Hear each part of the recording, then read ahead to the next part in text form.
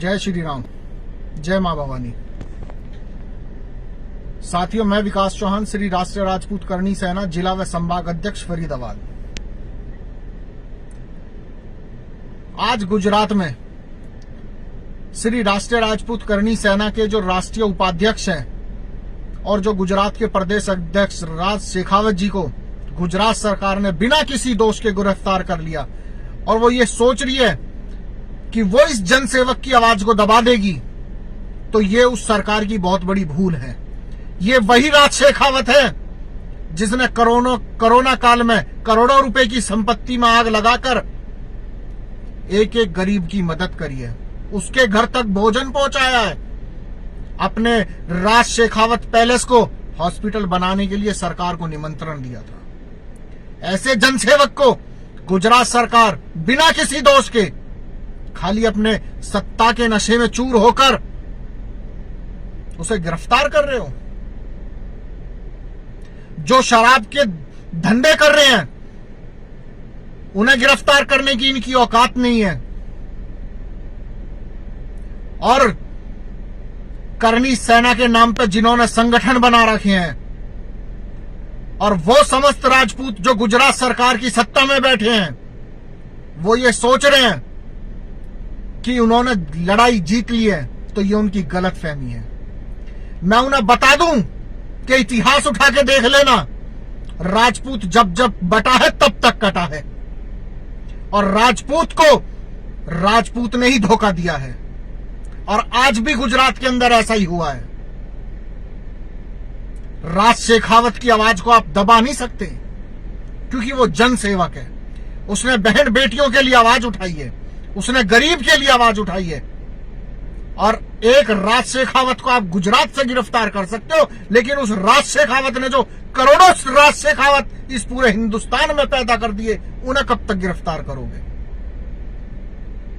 मैं गुजरात सरकार को बता दूं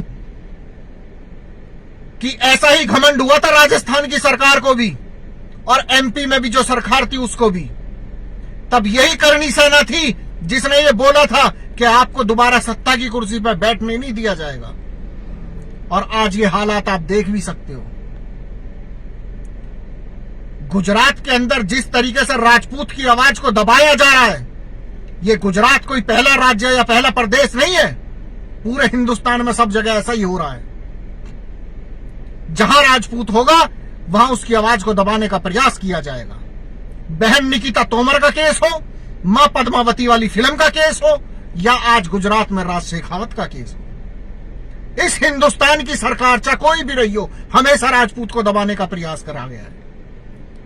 लेकिन मैं बता दूं कि हम वही राजपूत हैं जिन्होंने इस देश के लिए अपना खून बहाया है। हम कभी जातिवाद में नहीं पड़े। हम हमेशा छत्तीस बिरादरी को साथ लेकर चले हैं।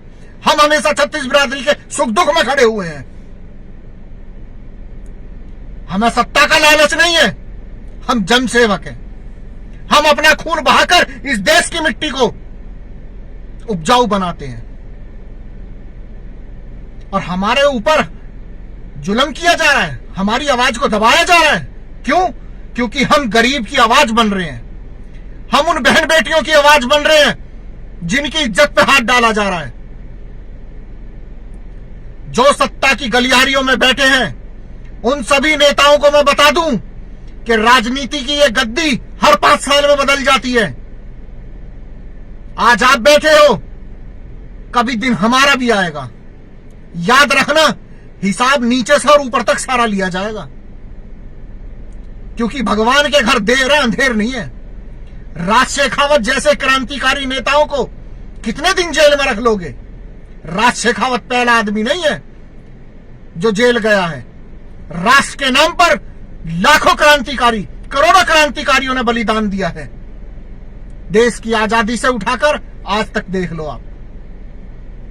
और राज शेखावत अकेले आदमी नहीं है। कभी गुजरात सरकार ये सोच रही हो कि राज शेखावत को हमने गिरफ्तार कर लिया है और हमने ये आवाज दबा दी है। ये आवाज दबी नहीं है।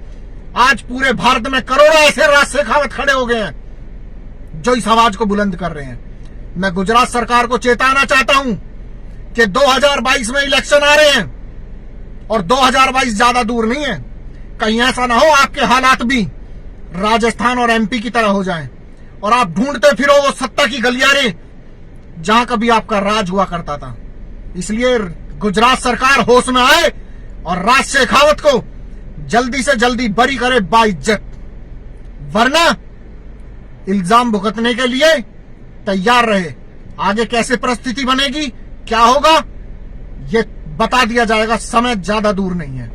जय मां भवानी, जय राजपुताना।